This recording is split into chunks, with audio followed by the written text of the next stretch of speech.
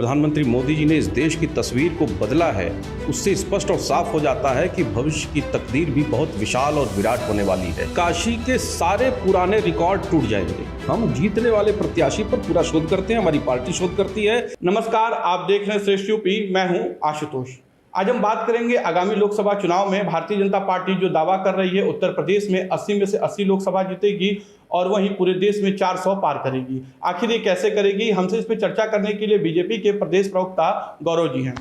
गौरव जी, किस तरह आप लोग ये जीतेंगे, पहले ये रणनीति और ये मंत्र बता दीजिए, पूरे देश जानना चाहता है, इतना दावा से आप लोग कह रहे हैं। देखिए, बहुत सामान्य और चिर परिचित मंत्र है और पूरा विश्व इस मंत्र से अवगत है, और वो कोई और मंत्र नहीं, प्रधानमंत्री मोदी जी की गारंटी वाला मंत्र है।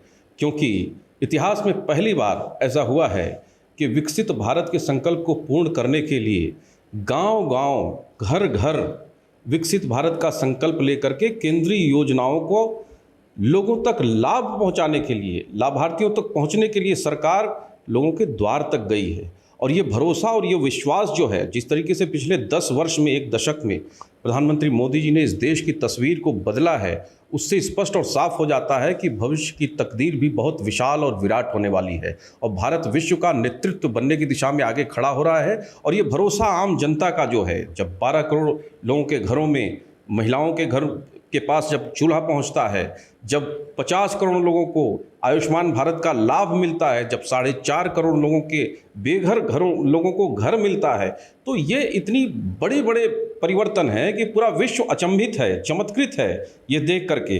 तो ये भरोसा, ये विश्वास कहीं न कहीं देश के उन कोने में भी जहां भारतीय जनता पार्टी अछूती रही है, चाहे दक्षिण का क्षेत्र हो, कभी पूर्वी भारत का क्षेत्र भाजपा के लिए अछूता हुआ करता था, परंतु आज देखिए पूर्वी भारत में क्या तो कहीं ना कहीं जो आप लोगों ने काम किया है 10 वर्षों में, उसी के बेस पर आप बोल रहे हैं जीतेंगे।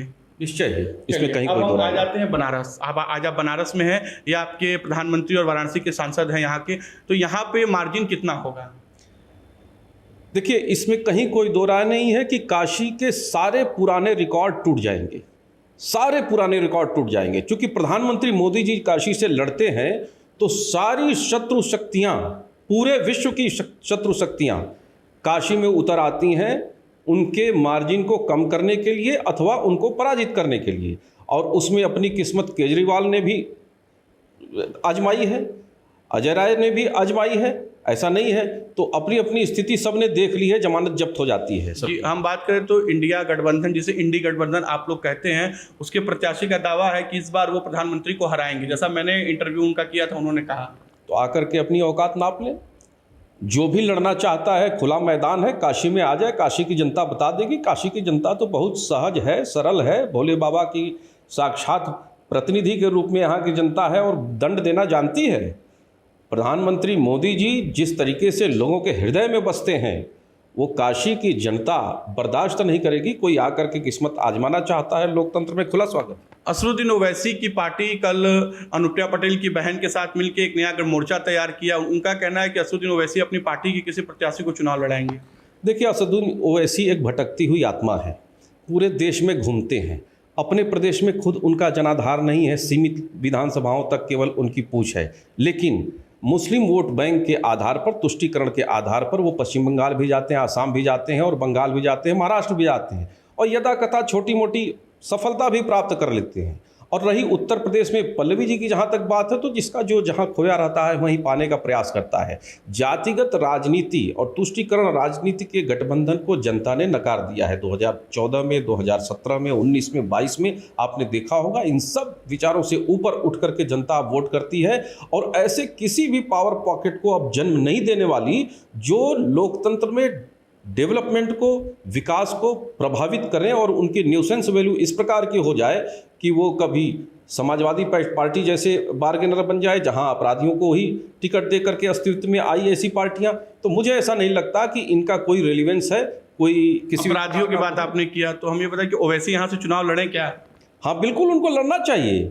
ओवैसी यहाँ से चुनाव लड़ने, उनको पता चल जाएगा कि किस प्रकार बाबा विश्वनाथ का दंड उनके ऊपर पड़ता है। मतलब जो मोदी के खिलाफ चुनाव लड़ेगा उसके ऊपर दंड पड़ेगा, इतना? हाँ, बिल्कुल। मोदी धर्म के साथ हैं, सत्य के साथ हैं और वहीं भारत के टुकड़े करने वाले, भारत को बल्कनाइज करने वाले, अलग अलग खंड में देखने वाले वो अधर्म के साथ हैं। इसलिए अधर्मियों का तो नाश होना ही चाहिए। और काशी की जनता ने संदेश दिया है और इतिहास गवाह है, चाहे वो आदि जगत गुरु शंकराचार्य से लेकर आज तक की परंपरा ले लीजिए, महापुरुषों ने इसी काशी से दिग्विजय किया है, इसी काशी से संस्कृतियों का निर्माण हुआ है, इसी काशी ने दुनिया की तमाम संस्कृतियों को जन्म लेते और दम तोड़ते देखा है। इसलिए हमारा पूर्ण विश्वास है कि जिसको अपनी किस्मत आजमानी हो, आजमा करके देख ली। हम बात कर दें कि आपने भी माफियाओं की बात की, तो हाल ही में जेल में निरुद्ध मुख्तार अंसारी की हार्ट अटैक से मौत हो जाती है, तो इस पर आप लोग क्या कहेंगे कि इनकी जो आगामी लोकसभा इनके भाई लड़ रहे तो उस पर कुछ असर पड़ेगा? देखिए, ये तो हम 80 में 80 की बात कर रहे हैं, एक लोकसभा की बात ही नहीं कर रहे।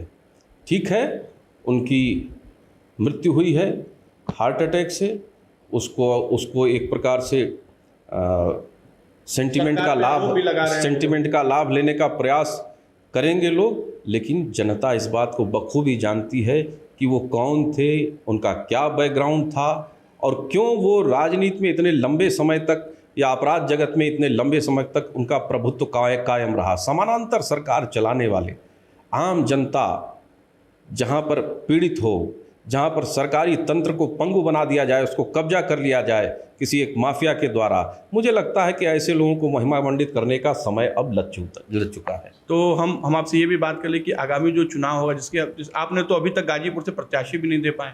हाँ, निश्चित रूप से हमारे यहाँ देखिए एक प्रक्रिया है और कई चरण में टिकटों का खुलासा होता है, उसकी लिस्ट आती है और उस क्रम में जो सीटें ऐसी होती हैं, हम विनिंग सिचुएशन पे जब तक पहुंचते नहीं हैं तब तक उसको घोषित नहीं करते हैं और ऐसी स्थिति जिस समय आ जाएगी निश्चित रूप से घोषणा होगी उसकी।